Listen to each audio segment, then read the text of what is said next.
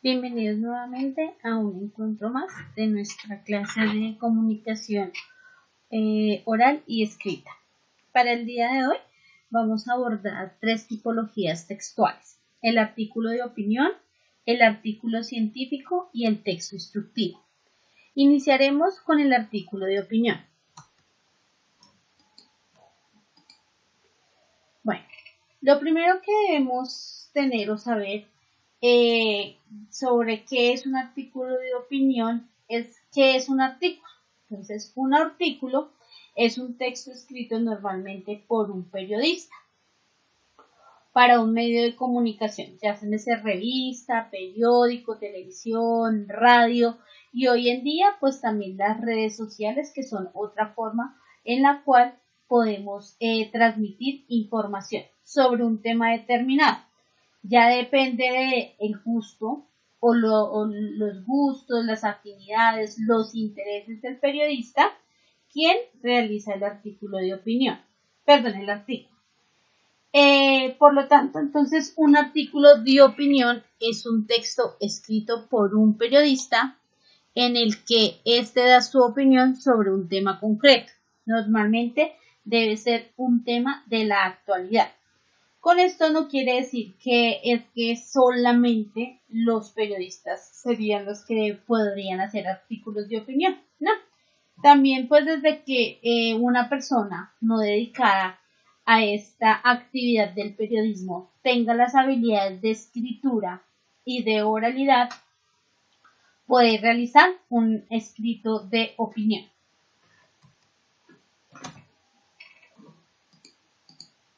Bueno. El artículo de opinión tiene que tener siempre las siguientes partes. Entonces, como vemos hacia el lado izquierdo de la diapositiva, entonces tenemos un título que consta más o menos de 3 a 7 palabras. Enseguida debemos escribir el nombre del autor. Luego vamos a colocar el texto del artículo, el cual debe tener más o menos 3 párrafos que se deben diferenciar, y en cada uno de esos párrafos se deberá hablar de unas preguntas que ya vamos a abordar. Y por último tenemos la fotografía. Entonces, el título es la explicación breve sobre el tema del cual vamos a hablar. Entonces, ese título tiene que responder de alguna manera a qué pasa, por qué es de la actualidad, y debe de alguna manera estas preguntas descartar si tenemos que quitar algo del título si nos parece que no es correcto. En el segundo punto iría la argumentación, que es lo que nos parece. Aquí es donde tenemos que nosotros expresar, o la persona que está realizando el escrito, nuestra opinión y decir el por qué. El por qué se está realizando este artículo de opinión. Para eso entonces podemos emplear las siguientes preguntas, que son de alguna manera las que nos van a permitir realizar este texto acá y completar el mínimo de esos 3 párrafos que necesitamos. Entonces, por ejemplo, vamos a hablar de la crisis económica. Entonces podemos hacer estas preguntas. ¿En qué afecta a la gente la crisis económica? ¿Qué consecuencias tiene la crisis económica? ¿Cómo se podría, en qué me afecta a mí? ¿Cómo se podría solucionar? Cuando yo encuentre cada una de estas respuestas a estos interrogantes que me acabo de plantear acá, podré encontrar esos 3 o 4 párrafos en los cuales voy a desarrollar el cuerpo de mi artículo. Y por último, voy a llegar a una idea final, y es por lo general una reflexión sobre el tema que se ha planteado. En este caso, la crisis económica. Cabe aclarar que la fotografía que nosotros coloquemos dentro de nuestro artículo de opinión debe tener relación con este título y debe tener relación con esta temática. Recuerde que cuando nosotros colocamos imágenes, las imágenes van a permitir que el lector de alguna manera contextualice mejor el texto que se va a abordar. Bueno, Por lo tanto, entonces la estructura de los artículos de opinión debe ser así. Entonces tenemos acá la fotografía, que es esta imagen que yo estoy señalando, el título, que siempre debe ser llamativo, acá va el nombre del autor, en el primer párrafo entonces doy la explicación del tema que voy a abordar, en el segundo párrafo la opinión con nuestros argumentos que van a explicar esto que plantea aquí en el primer párrafo, y por último tendremos entonces nuestro párrafo de conclusión en el cual vamos a realizar nuestra reflexión. ¿Qué debemos tener en cuenta a la hora de realizar un artículo de opinión y que debe ser muy importante en el caso que nosotros tomáramos la decisión de realizar una tipología textual como esta? Entonces, primero, debo concebir bien el tema, es decir, tengo que tener tan claro de qué es lo que voy a hablar. En segunda instancia, debemos argumentar esa opinión. No vale decir solamente me gusta o no me gusta, sino debemos justificar ese me gusta o no me gusta con un porqué, y un porqué bien sustentado. Para expresar nuestra opinión, debemos utilizar frases como en mi opinión, desde mi punto de vista, creo, opino, entre otras. En el momento que vamos a hacer el cambio de párrafo y del ritmo del texto, se pueden utilizar expresiones como por un lado, por otro lado, sin embargo, además, aunque, y hay que revisar el texto con mucha perfección, ya que no pueden haber faltas de ortografía. Y ustedes saben que eso es muy importante dentro de cualquier texto, no solamente dentro de los textos de opinión o dentro de los artículos de opinión. Es una regla general para cualquier documento o cualquier texto que yo vaya a presentar. Bueno, para comprender mejor el artículo de opinión, hemos planteado o hemos traído a alusión este artículo de opinión escrito por el periodista Wilson López López en la revista Semana en junio de 2017, que aborda el tema Los discursos de la guerra y de la paz.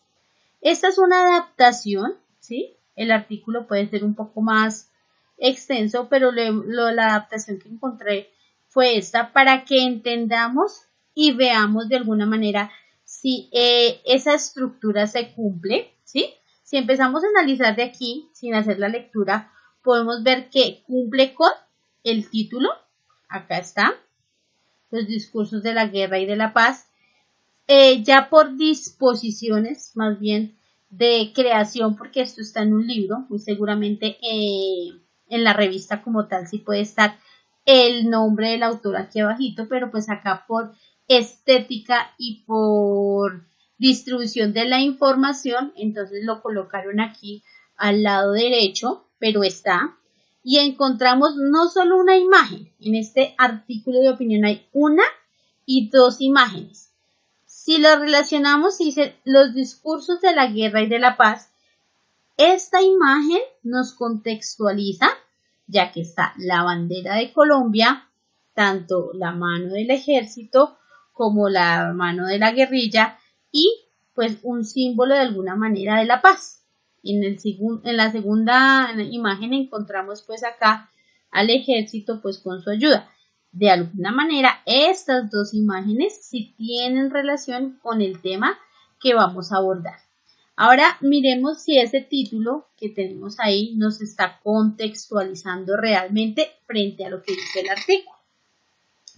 El artículo dice lo siguiente: resulta importante cuidar el lenguaje o por lo menos saber qué hay detrás del mismo para así fortalecer acciones pedagógicas que permitan construir un sistema de creencias orientado a incorporar discursos y prácticas pacíficas. Diversas investigaciones han mostrado el papel que juegan los discursos difundidos por los medios de comunicación y las redes sociales en la construcción de las creencias, las emociones y los comportamientos que tenemos frente a un tema o a un grupo. Saucedo, Barreto, Borja, Serrano, Alzate y Lope hemos investigado las características de los discursos en contextos de conflicto violento y en especial en el caso colombiano hemos encontrado las diversas formas en que estos se han orientado a legitimar la guerra. El discurso guerrero usa palabras, frases, textos, imágenes que repiten, destacan y generan creencias que legitiman las acciones violentas. Por ejemplo, algunos de estos recursos son mostrar un líder emocionalmente comprometido que legitima dichas acciones con su lenguaje y que puede conducirnos a la victoria, pero por la vía de la violencia. Enfatizar en la destrucción que el enemigo ha hecho, en especial la destrucción material. Enfatizar en las víctimas propias. De esta manera, las del adversario se hacen invisibles. Buscar un responsable, por lo general alguien que es deshumanizado o estigmatizado y cuyas únicas características son negativas. Por ejemplo, son unos animales o son unos salvajes. Demonizar o proscribir, es decir, incluir a un colectivo o a un individuo en un grupo al que se le asignan acciones que son socialmente rechazadas, ladrones, asesinos, terroristas. Calificar como delincuentes cuando las acciones tienen connotaciones legales y cuando tienen connotaciones políticas, denominar a dichos actores como peligrosos. Usar estereotipos, rótulos como idiotas, violentos o que tienen marcas ideológicas, políticas o religiosas con historias socialmente censurables como nazis, fascistas, talibanes o imperialistas. Este último cambia de país y de cultura. Comparar y polarizar con relación a otros grupos, por ejemplo, el eje del mal contra un supuesto eje del bien. Los elementos anteriores dejan claro que si estamos frente a estos enemigos, podemos emprender acciones violentas legítimas contra ellos. No es lo mismo matar a una persona que a un animal, aun cuando ambas acciones sean censurables. Creemos que son sufrimientos de magnitudes distintas. Tampoco es lo mismo agredir a alguien que hemos calificado como asesino que a un amigo, o si creemos que el otro puede hacernos daño y lo que hacemos es defendernos.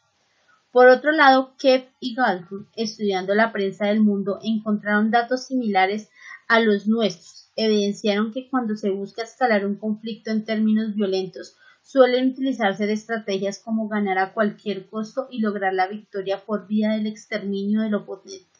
De esta manera se asume que la verdad será siempre relativa y podrá usarse en forma conveniente de acuerdo con las circunstancias en las que hay dos bandos, héroes e innombrables villanos.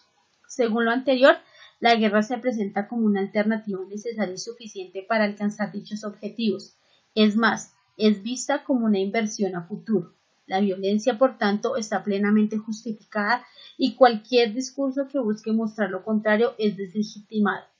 Parece claro que este lenguaje polarizante que hemos descrito ha legitimado no solo la guerra para todos los grupos que han participado en ella, sino que además no ha comprometido emocionalmente con ellas y sus actores. Eso contribuye a asumir posturas cargadas de sentimientos, ira, venganza o frustración. Entonces resulta importante cuidar el lenguaje o, por lo menos, saber qué hay detrás del mismo para así fortalecer acciones pedagógicas que permitan construir un sistema de creencias orientado a incorporar discursos y prácticas pacíficas. Veamos qué caracteriza un discurso pacífico. En primer lugar, lo que busca no es eliminar a los actores del conflicto, sino transformar la forma de gestionarlo. De lo que se trata es de abandonar las prácticas violentas como recurso para afrontarlo, de entender la paz como un proceso y no como un punto de llegada. En segunda instancia, en los discursos pacíficos, el énfasis está en humanizar a todas las partes, en reconocer a todas las víctimas, en mostrar el sufrimiento de todos los involucrados, de sus familias y amigos, en mostrar las atrocidades y sufrimientos que han causado. Es, además, mostrar no solo los costos económicos y políticos de la guerra, sino los costos humanos y sociales, poner en evidencia las consecuencias no visibles de la guerra. Se trata, pues, de indignarse contra la guerra como recurso. Es inaceptable el costo de la vida como condición para conseguir objetivos y, por tanto, es inadmisible pensar en todo vale y es necesario. Entonces, abrirle una puerta a un discurso del cuidado y el amor por los otros. Ahora bien, Entender las retóricas y los discursos asociados a la guerra y la paz resulta una tarea central, ya que necesita de una evaluación permanente que debe acompañar los procesos de paz en los que se están negociando las realidades socioeconómicas, sociojurídicas y sociopolíticas, y sobre todo requiere de acciones de transformación psicosocial sobre nuestros discursos y prácticas de guerra y de paz. Como podemos ver, en la última parte del texto nos dan la reflexión a la cual deberemos llegar todos al hacer la lectura de este tipo de textos. Si vemos nuevamente el texto con más detenimiento, podemos darnos cuenta que realmente cumple con las características que yo describí iniciando la presentación. A diferencia de que este texto, por ser un texto para una revista, es un poco más extenso. Nos damos cuenta que los argumentos que el autor utiliza, en este caso el señor Wilson López, son argumentos válidos y de carácter fuerte, que de alguna manera, para poder afirmar todo esto sobre los recursos, nos damos cuenta que se hizo una investigación para poder llegar a hecho y justificarlo. Es realmente un artículo bueno a mi consideración, que de alguna manera lo pone a uno a reflexionar realmente en cómo debería, si volviera a pasar en este país, cómo debería darse estos discursos de guerra y paz. Bueno, nuestra segunda tipología que abordaremos hoy es ¿qué es un artículo científico?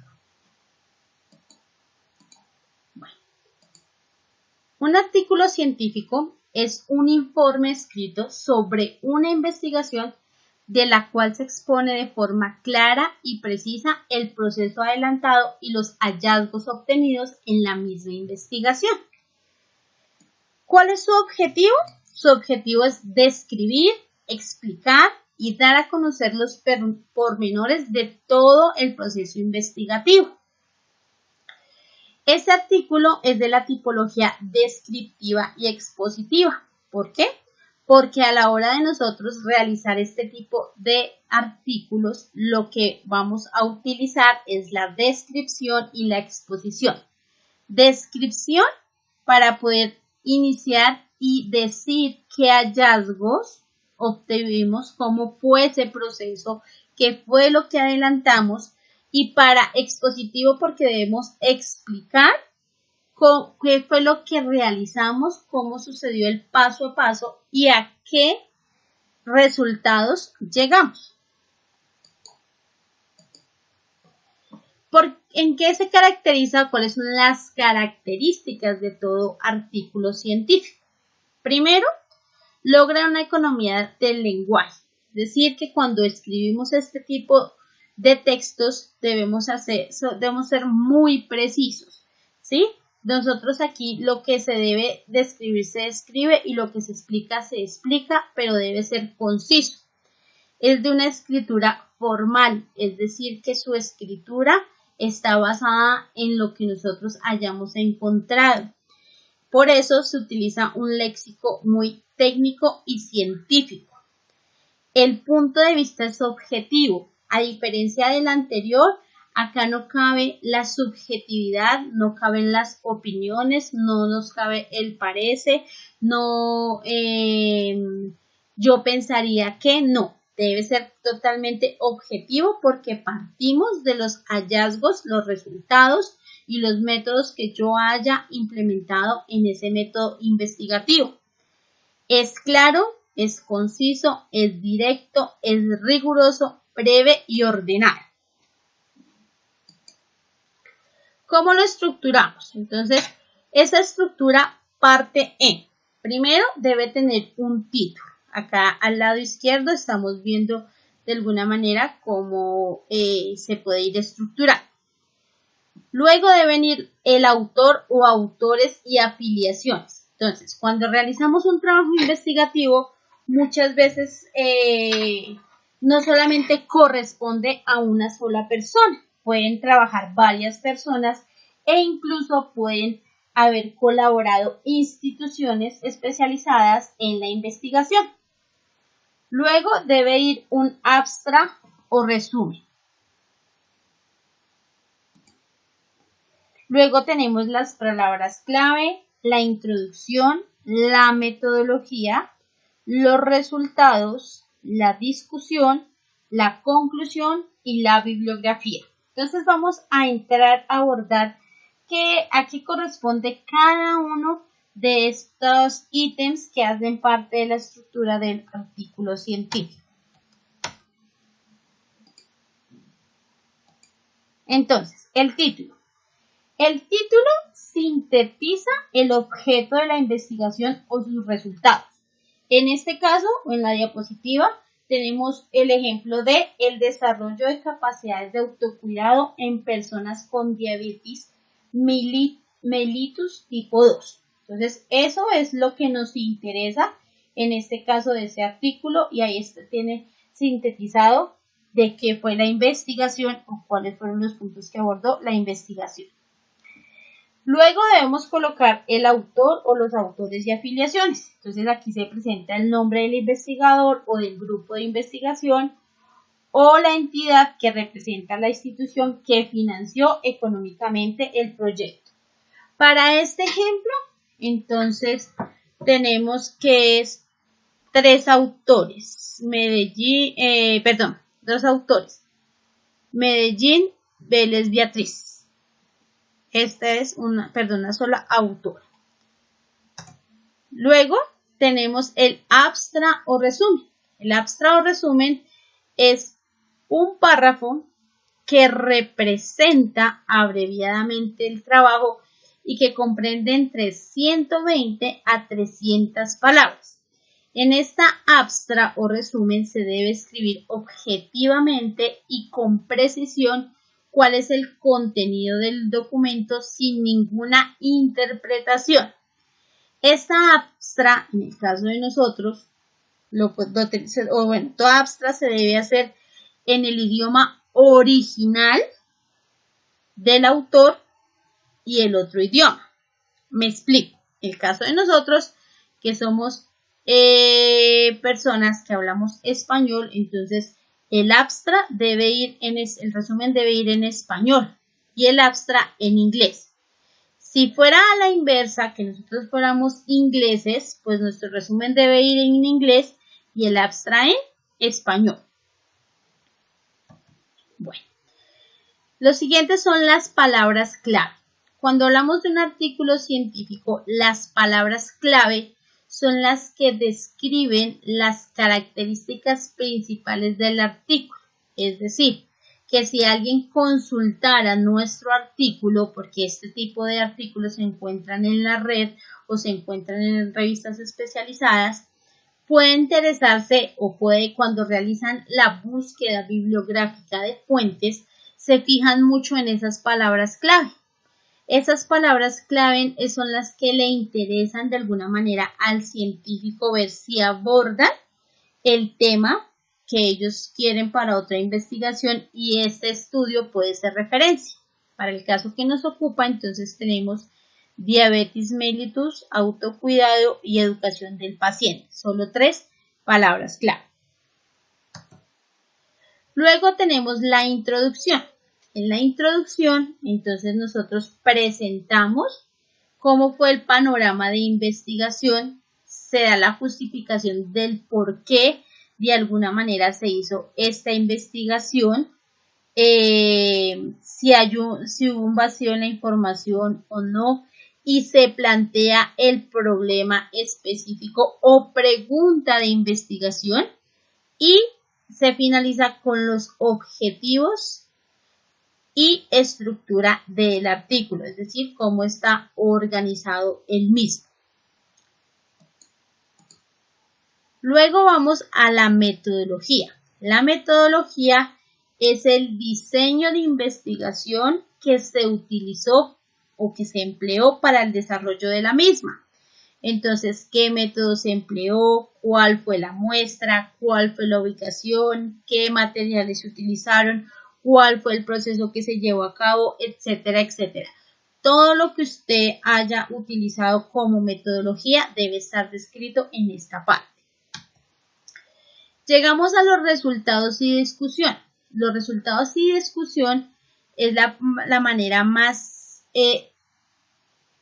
resumida de alguna manera de los datos que se obtuvieron. Allí estos datos siempre se muestran a través de tablas, gráficos, y lo que se busca es comparar de alguna manera los hallazgos que se tienen de la investigación con otros similares, ¿sí? Para poder llegar a la polémica, ¿sí? Y encontrar si en algún momento hay respuestas o no comunes frente a lo que se planteó en la investigación de cada uno de nosotros. Finalmente llegamos a la conclusión.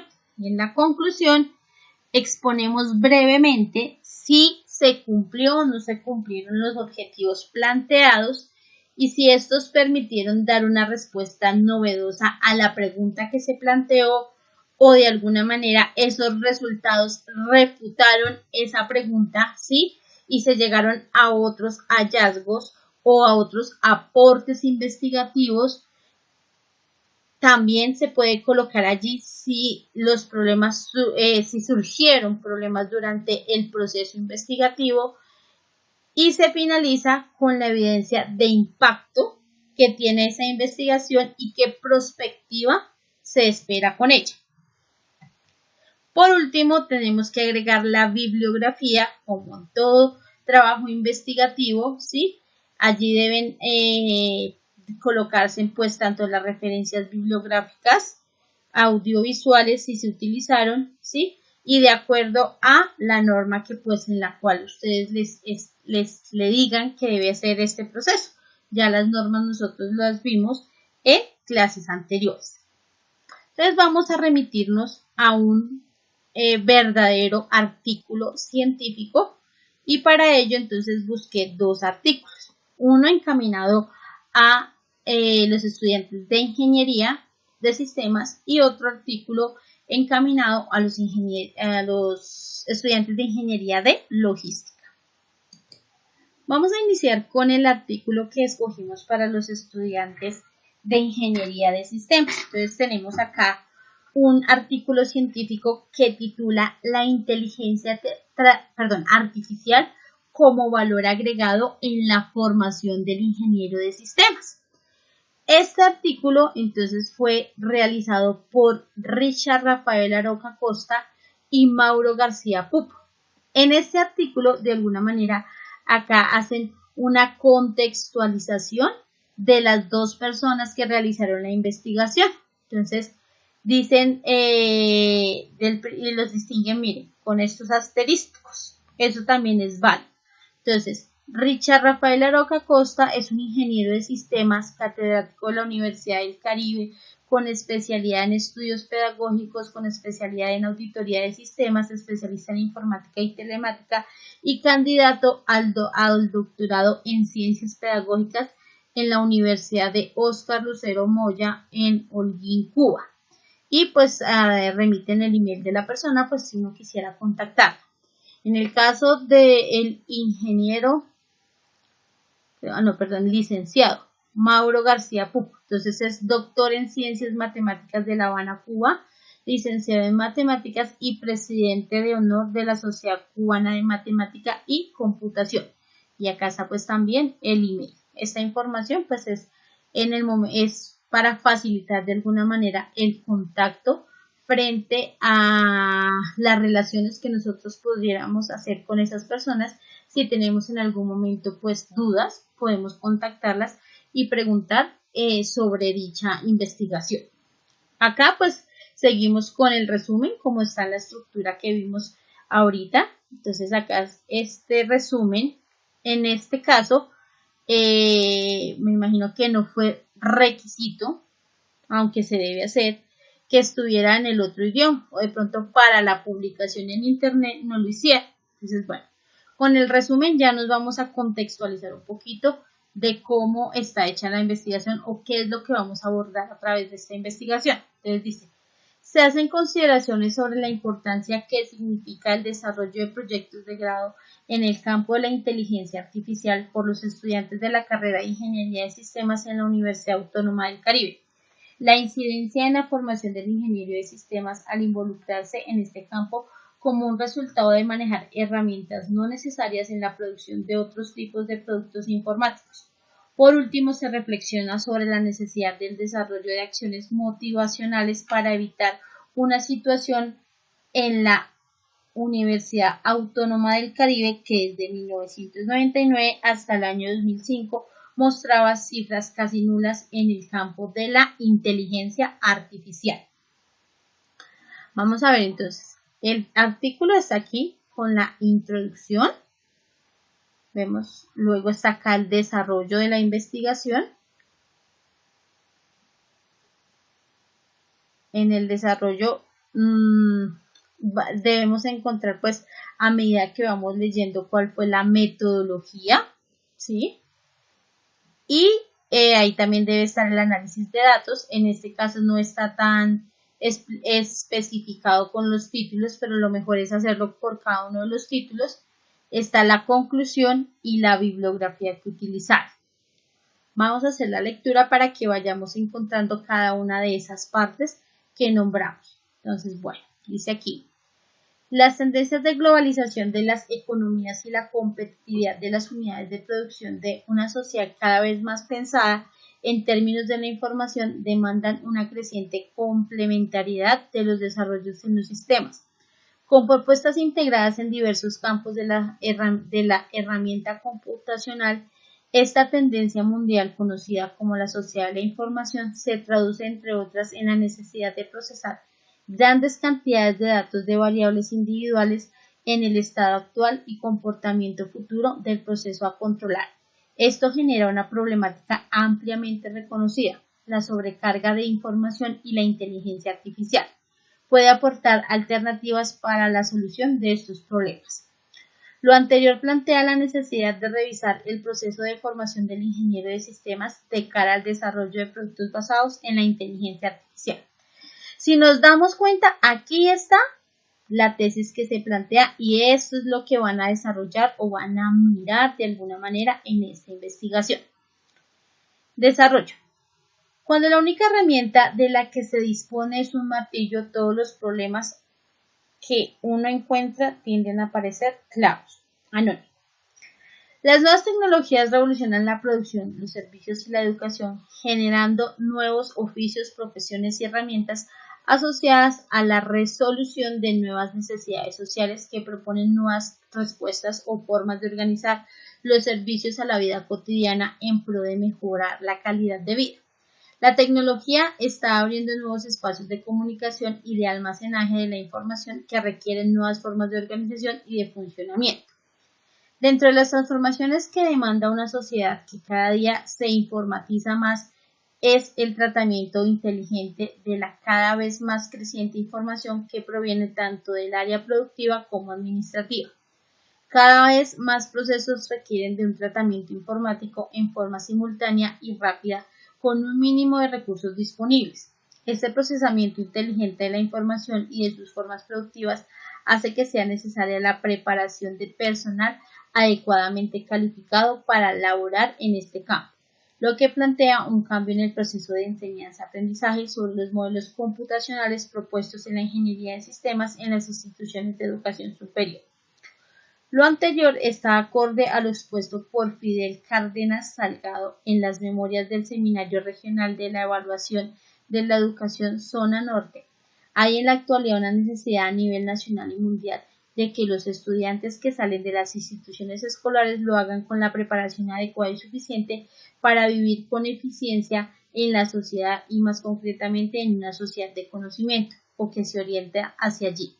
Asimismo, argumenta que en contraste con lo que ocurría en la sociedad industrial, donde lo más importante era la producción en sí misma, ahora en las sociedades actuales además es importante el conocimiento y sus formas de producción, junto con el perfeccionamiento de los aparatos y equipos tecnológicos para el desarrollo y la permanencia de las empresas y de las instituciones de manera competitiva y sostenida en el tiempo.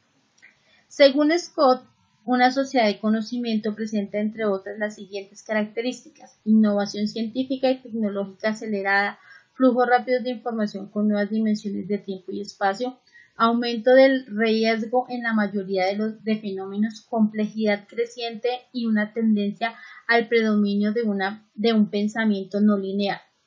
El acercamiento de una sociedad a este nuevo estado requiere, entre otros, ajustes que a su interior las unidades fundamentales que la integran, individuos, familias e instituciones, se transformen en organizaciones de aprendizaje, es decir, organizaciones que en el día a día produzcan conocimiento, hagan uso de él y lo exporten a fin de preparar personas competentes para vivir eficientemente y con calidad en ambientes de cambio permanente, incertidumbre y génesis de obsolescencia. La necesidad de hacer cada más y con menos en las sociedades del conocimiento trae consigo a nivel individual la demanda de profesionales y empleados preparados para el manejo de complejas actividades basadas en conocimiento, con competencia y con experticia. De la misma manera, esta necesidad conlleva a nivel institucional una gran preparación y disposición para el cambio.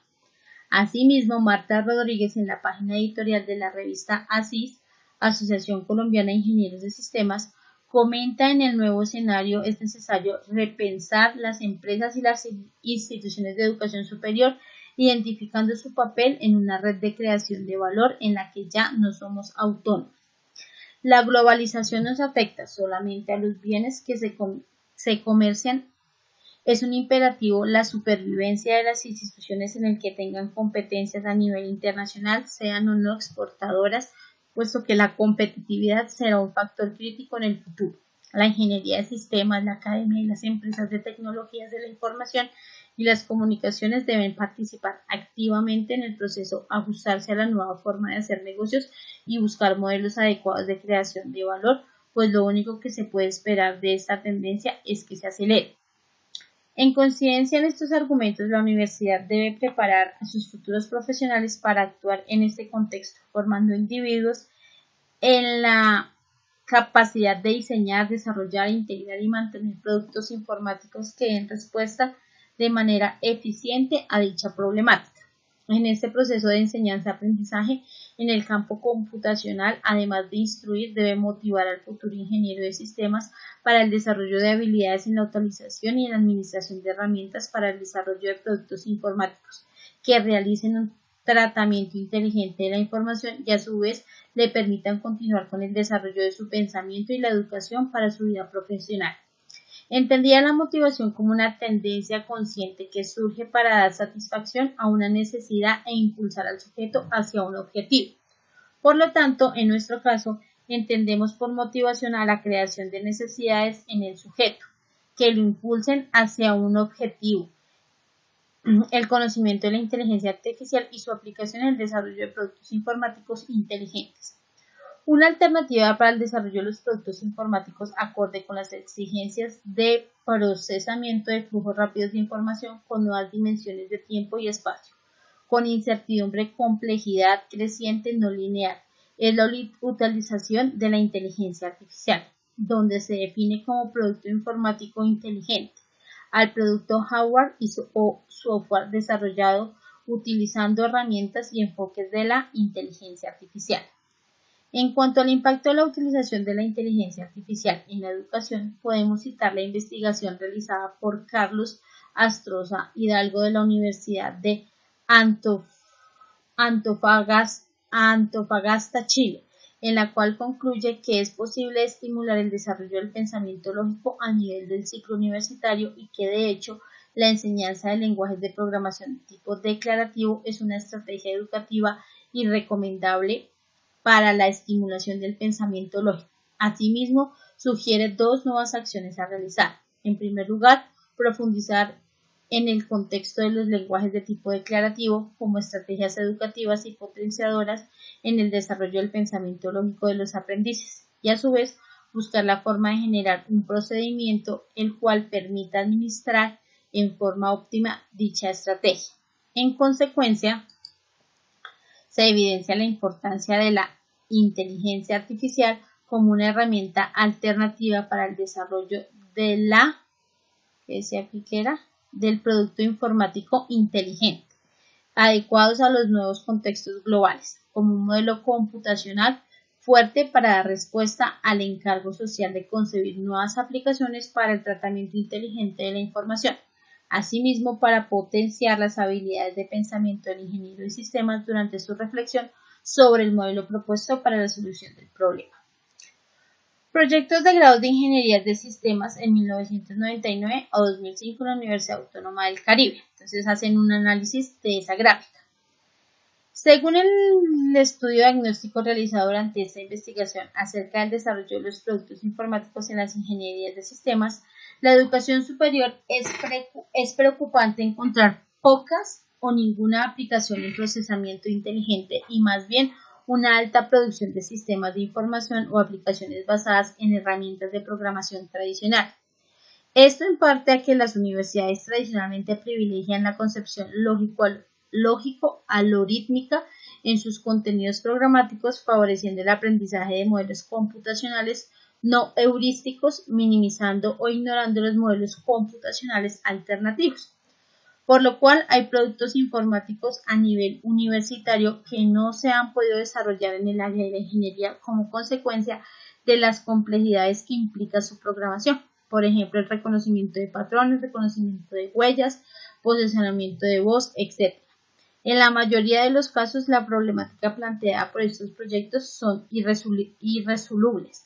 Lo que sucede más bien es que son difíciles e incluso imposibles de resolver empleando técnicas tradicionales de programación, cuando la única herramienta de la que se disponen los estudiantes de ingeniería es la programación tradicional, secuencial, modular, etc. Entonces, de forma natural, intentarán resolver todos los problemas en términos de estos algoritmos, lo que conlleva a la inversión de grandes esfuerzos para desarrollar sofisticados algoritmos e incluso a la conclusión de que es imposible conseguir una solución de esta manera. Para el diseño y desarrollo de estos proyectos complejos se denota un comportamiento inteligente, más que técnicas tradicionales de programación. Se hace necesario proponer y utilizar herramientas de inteligencia artificial. De esta manera, la inteligencia artificial aparece como una alternativa viable para la solución de problemas no algorítmicos, no estructuradas de naturaleza paralela, etc. Si el estudiante pudiese superar esta limitación, este dispondría de un conjunto de herramientas alternativas como un valor agregado notable para su aplicación en la solución de problemas de ingeniería. En el año 2006 se han alcanzado resultados altamente satisfactorios que muy bien pueden considerarse como que esta tendencia comienza a revertirse. Conclusión. Falta de interés de los estudiantes hacia la realización de productos informáticos inteligentes como consecuencia del desconocimiento de la inteligencia artificial y la ausencia de estrategias que promuevan su utilización en el proceso de enseñanza-aprendizaje. Carencia de laboratorios y herramientas de hardware y software propios para el desarrollo de los productos informáticos inteligentes. Por lo general, las salas de informática están saturadas de productos para la programación tradicional y existen muy pocas o ninguna herramienta específica para el desarrollo en la inteligencia artificial. Bueno, y nos damos cuenta, pues bueno, ya el artículo es un poco antiguo, 2006, entonces pues quizás eso hoy en día no sea así. Más que mirar y eso, pues a mí lo que realmente me interesaba era ver que ustedes se dieran cuenta de la estructura. Si pasamos al de logística, este sí está más estructurado de la forma como la expuse yo anteriormente. Entonces partimos acá de el título, que es la investigación en logística y transporte, comparación entre los países de la región andina, retos y oportunidades para su desarrollo en el Ecuador. Este artículo también fue creado por dos personas, Jorge Luis Chicaiza y Fernando Francisco Sandoya. Acá está pues la información de cada uno. Entonces Jorge Luis Chicaiza es de la Escuela Superior Politécnica del Litoral Espol, de la Facultad de Ciencias Naturales y Matemáticas del Quito, Ecuador. Y Fernando Francisco Sandoya es de la Escuela Superior, de la misma escuela, pero de la Facultad de Ciencias Naturales y Matemáticas, pero de Guayaquil, Ecuador. Acá está el resumen. Vamos a leer solo el resumen. Están las palabras claves. Este está más estructurado que el otro. Y las palabras claves también están en inglés. Está la introducción, si nos damos cuenta. Está el objetivo general, los objetivos específicos de esta investigación, cuál es la justificación del estudio, por qué se hace este estudio. Luego viene el marco teórico, es decir, cómo se desarrolló esta investigación, ¿sí? ¿Bajo qué? La metodología, qué metodología utilizaron, los resultados de análisis que se tuvieron del mismo, ¿sí? Acá están todos propuestos, que son bastante largos, el análisis que se hace de esos resultados, las conclusiones a las que se llegaron y pues las referencias que se utilizaron para hacer el mismo trabajo. Vamos a leer solamente el resumen y pues a ustedes se les enviará pues cada uno de esos artículos para que usted ya entre y de alguna manera realice individualmente la lectura. Entonces, vamos a ver de qué trata esta investigación. Dice, en el Ecuador existe un limitado avance de la investigación en temas de logística y transporte.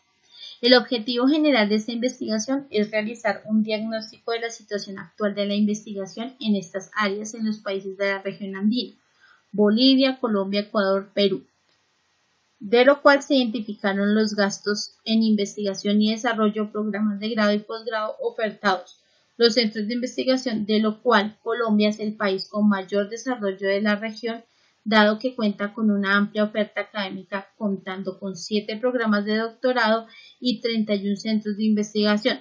Por otro lado, Bolivia es el país con menos desarrollo, con una limitada oferta académica y no contar con centros de investigación relacionadas a estas áreas. Se establecen además los lineamientos generales para la creación de un centro de investigaciones en logística y transporte en el Ecuador, con líneas generales y específicas de investigación, así como posibles proyectos de investigación que se pueden desarrollar. ¿Cuáles son las palabras clave? Investigación, logística, transporte y el Ecuador. Acá está este mismo resumen, pero hecho en inglés. Bueno, entonces, como les dije, acá ya les queda a ustedes pues para que de alguna manera lo lean en un tiempito y lo analicen mucho mejor, pues, porque si lo leyera acá todo, pues se nos alargaría un poco más la grabación. Pero este está muy bien estructurado a diferencia del otro. Si retomamos claro que es que este ya está adaptado a la revista, porque este lo tomé de Redalyc, que es una organización que se encarga de publicar textos científicos y pues de alguna manera la antigüedad que tiene el texto ya de pronto no era tan riguroso para cuando lo hicieron como lo es riguroso hoy, que este es más reciente, ¿sí? Si nos damos cuenta, este artículo es un poco más reciente. Acá está la página donde lo tomé, donde se descargó. Y por eso quizás la rigurosidad en frente a la estructura que se tiene. Pero este es el que está bien estructuradito. Se dan cuenta, son 7 páginas pues de una investigación que muy seguramente si fuéramos a ver pues en la investigación como tal, pues eso debe contener un poco más. Bueno, y abordaremos por último el texto instructivo. Bueno, ¿qué es el texto instructivo? ¿Cuál es el texto instructivo? Un texto instructivo es aquel texto que nos brinda una secuencia clara de indicaciones que tiene como finalidad desarrollar una actividad para llegar a una meta o a un objetivo específico. El lenguaje que se utiliza dentro de un texto instructivo debe ser preciso y concreto. Si vemos acá, de alguna manera, la imagen, estamos viendo el paso a paso de cómo debemos lavarnos correctamente las manos. No en esta época que estamos viviendo, sino cuál es el correcto lavado de manos que deberíamos hacer en nuestra cotidianidad.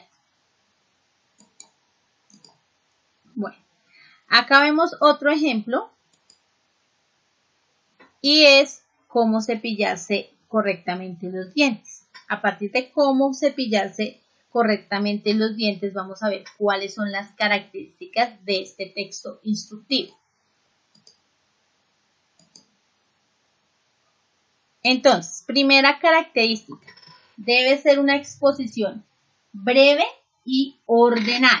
Si nos damos cuenta, acá tenemos otro ejemplo y es cómo hacer una tortilla de papa a la española.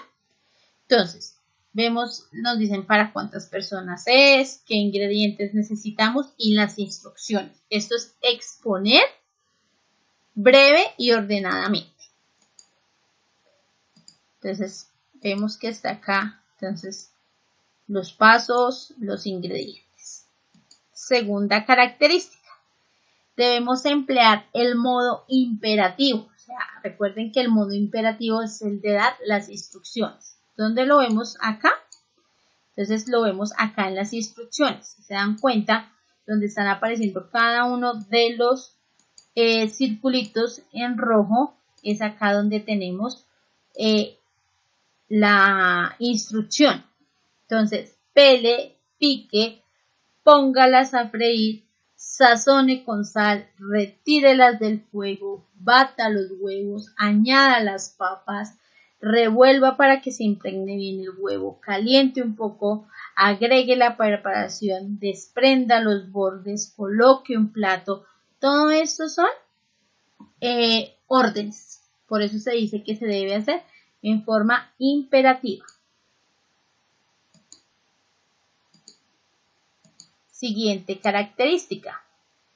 Utilizamos un léxico técnico y preciso. Entonces, se dicen las cosas como son. Entonces, si tenemos de alguna manera dudas frente a estos textos y tenemos desconocimiento, pues nosotros tendremos que, de alguna manera buscar la información. ¿Dónde está acá en ese ejemplo? Entonces acá, pique finamente en las quitas las papas. Si yo no tengo conocimiento de culinaria, yo voy a decir, pero ¿qué son las quitas? Entonces tendré que ir a buscar qué significa una lasquita. Una lasquita es una tajadita muy delgadita de la papa. Luego dice, junto con la cebolla cortada en pluma. Cortada en pluma es que usted no la pica en cuadritos, sino que saca estiritas de la cebolla. Macháquelas con un espumador. Entonces, machacarles es que usted le va agregando golpes suavecito a esa papa pues, para que pueda destrozarse. Sazónela con sal. Sazonar para quien no sabe es que usted le coloca los ingredientes y revuelve para que de alguna manera en este caso la sal y la pimienta vaya impregnando la papa de lo que necesitamos para que tome sabor.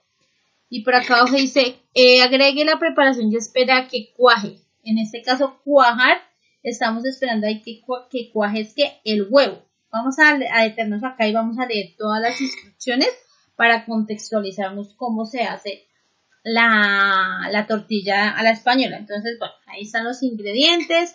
4 papas, un cuarto de cebolla, 4 huevos, sal, pimienta y aceite. Dice ahí, pele y pique finamente en las quitas las papas. Póngalas a freír en aceite caliente, junto con la cebolla cortada en pluma. Así se vayan dorando, deles vuelta y macháquelas con el espumador. Sazone con sal y pimienta y retírelas del fuego, escurriendo bien el aceite. Bata los huevos, claras y yemas hasta que queden espumosos. Añada las papas fritas bien estilladas. Revuelva para que se impregne bien en el huevo. Caliente un poco de aceite en un sartén. Agregue la preparación y espere que cuaje la parte de abajo. Desprenda los bordes con el espumador y coloque un plato encima y dele la vuelta. Vierta otro poco de aceite en el sartén y cuaje el segundo lado. Se puede servir caliente o frío. Siguiente característica. Entonces, debemos tener en cuenta que cuando hacemos este tipo de textos instructivos debemos hacer construcciones sintácticas simples, cortas y sencillas. O sea, los pasos que vamos a dar ahí son tan precisos que en este caso sí lo que mejor nos sirve es realizar construcciones de oraciones simples. Cuando yo me refiero a construcciones de oraciones simples, estoy diciendo donde haya. En este caso, como lo que vemos utilizar es el modo imperativo, pues de alguna manera el sujeto desaparece, pero debe estar claro en la orden que es el verbo. Entonces, verbo y complemento. Entonces, ¿qué es lo que debe hacer la persona? ¿Sí? Más lo que se le debe agregar. Miremos entonces en el ejemplo dónde están esas construcciones simples. Entonces, acá tenemos una. Pele y pique finamente en casquita las papas. Ahí está una primera instrucción. Sazone con sal y pimienta. Fácil de entender. Caliente un poco de aceite en un sartén. Siguiente característica. No las características, sino qué recursos verbales yo necesito utilizar de sucesión. Entonces, los recursos verbales de sucesión quiere decir el paso a paso de lo que usted debe hacer. O sea, cómo es que debe indicarle a la persona que debe realizar cada uno de los pasos frente a lo que se quiere narrar. Si nos damos cuenta acá en la diapositiva, entonces, este es un ejemplo de cómo operar un cajero automático. Si nos damos cuenta, acá están los recursos de sucesión señalados con el círculo rojo. Y dice ahí confirmar, realizar, luego, es decir, el paso a paso para que una persona pueda utilizar el cajero. Entonces, leámoslo para entenderlo mejor ese recurso de sucesión o ese recurso verbal de sucesión. Para ingresar al cajero, pase la tarjeta por la ranura que se encuentra junto a la puerta vidriada del banco en la posición señalada en la imagen. Aguarde a que se encienda la luz y empuje la puerta. Inserte la tarjeta en la ranura señalada en la posición correcta. Observa ilustración. Ingrese su código de seguridad o PIN, luego de que el mismo sea solicitado en la pantalla. Luego oprima el botón confirmar. Seleccione la operación a realizar. Seleccione finalizar operación. En caso de realizar una extracción, retire el dinero. Retire el comprobante de la operación y luego la tarjeta. Entonces es claro el paso a paso, paso de lo que debo indicar para que la persona entienda qué es lo que debe hacer.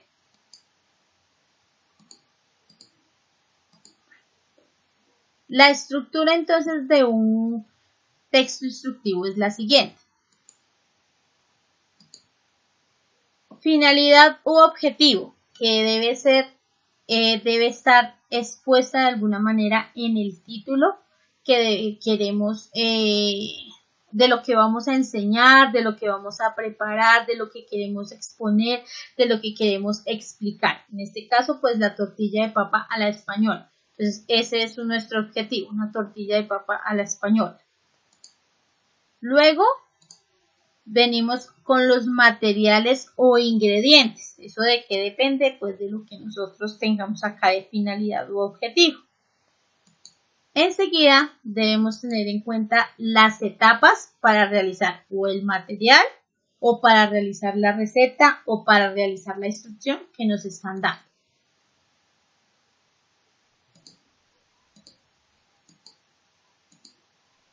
Y debemos tener en cuenta las acciones que la persona debe ejecutar para llevar a cabo esa finalidad u objetivo.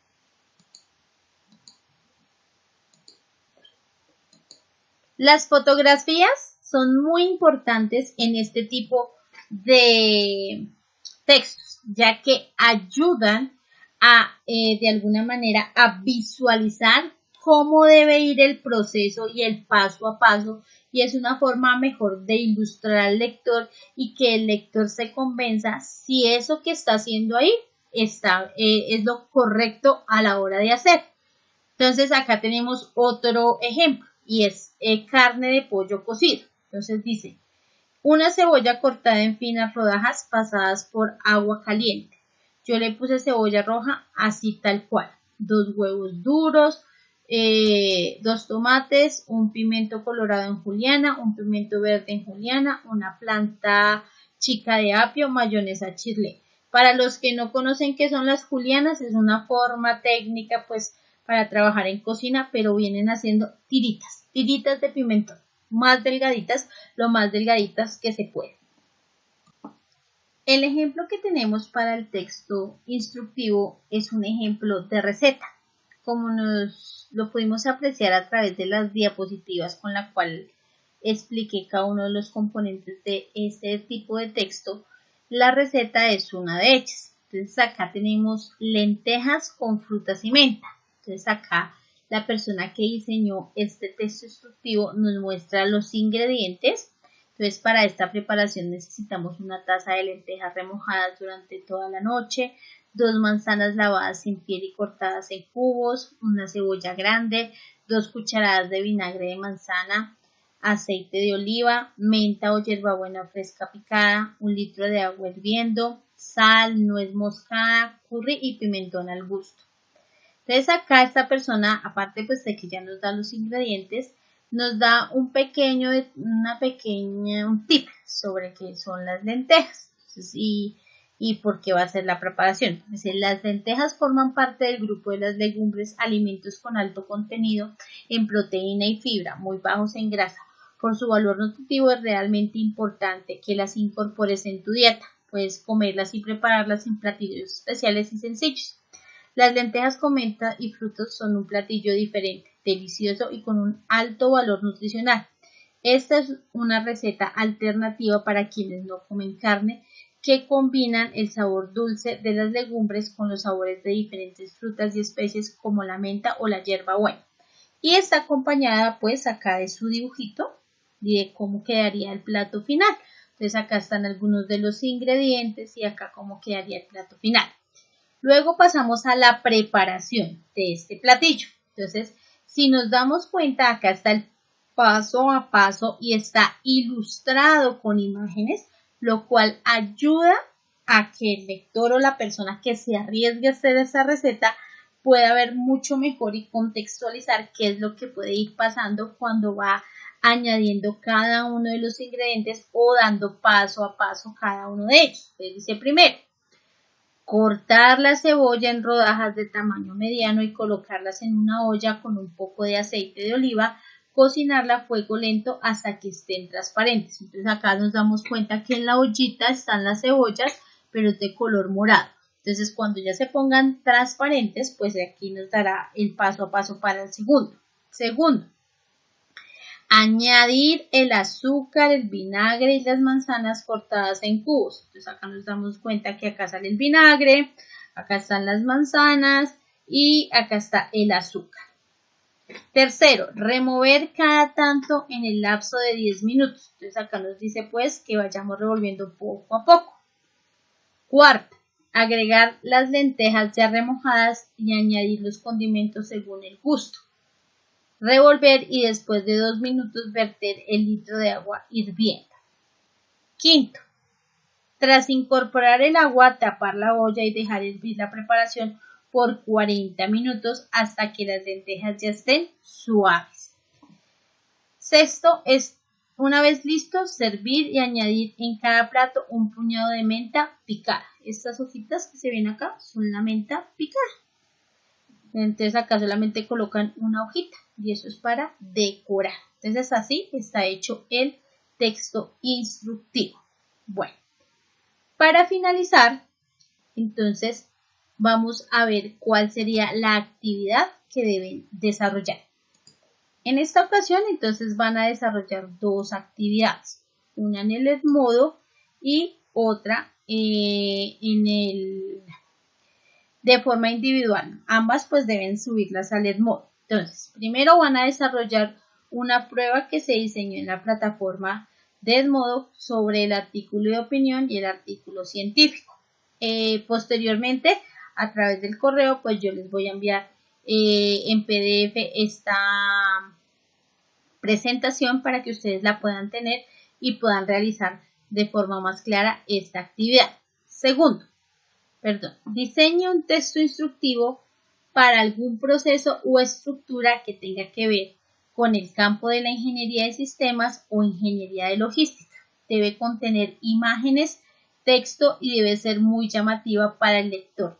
tengan en cuenta la explicación que se hizo en clase sobre el mismo tema y los ejemplos proyectados. Entonces la idea es que ustedes me realicen un texto instructivo muy similar al que yo presenté ahorita de última con la receta de lo de las lentejas. Quiero que sea así con imagen, que tenga color, que tenga diseño, que se vea el paso a paso. El proceso puede ser un proceso sencillo, no sé, la creación de una cuenta, se me ocurre a mí, la creación de una cuenta de email, o no sé, cómo se puede editar un video, o bueno, cualquier cosa que tenga que ver así con sistemas. No sé, en el caso de los de logística, cómo se hace el embarque de mercancía, cómo se hace un embalaje, un proceso sencillo que no le vaya a pasar más de 3, 4 pasos. Por favor, muchachos, que sea de su creatividad, que sea elaborado por ustedes, no que ustedes me van a buscar procesos o textos instructivos, no sé, de abrir una cuenta y copian el paso a paso y no sé qué. No, tiene que ser algo de ustedes, que yo vea realmente que hay una redacción por parte de ustedes. ¿En qué pueden elaborar el texto? El texto lo pueden elaborar en cualquier aplicación en la cual si ustedes se les permita colocar colores, imágenes. Entonces, no sé, el que sepa manejar Publisher lo puede hacer en Publisher, el que lo pueda hacer en PowerPoint lo hace en PowerPoint, pero lo que yo necesito es ver las dos. En este caso sí me van a subir el archivo en PDF. No me lo vayan a subir en el programa que lo vayan a realizar, porque de pronto a la hora de descargarlo para poderlo revisar, yo no tengo, no tendré de pronto el programa y se me dificultaría para la revisión. Entonces, no sé, de pronto alguien sabe manejar muy bien Corel y lo hace en Corel, y si yo no tengo Corel, pues yo no voy a poder revisarlo. O no sé, otra aplicación de pronto de diseño que yo desconozca y que de pronto ustedes sí manejan muy bien, por eso pido que me lo envíen en PDF. Cualquier cosa que necesiten, pues estoy atenta a través del correo, a través de que ustedes soliciten alguna tutoría para la elaboración del mismo. No siendo más, les agradezco su atención y les deseo a ustedes un feliz día. Mil gracias y hasta una próxima ocasión.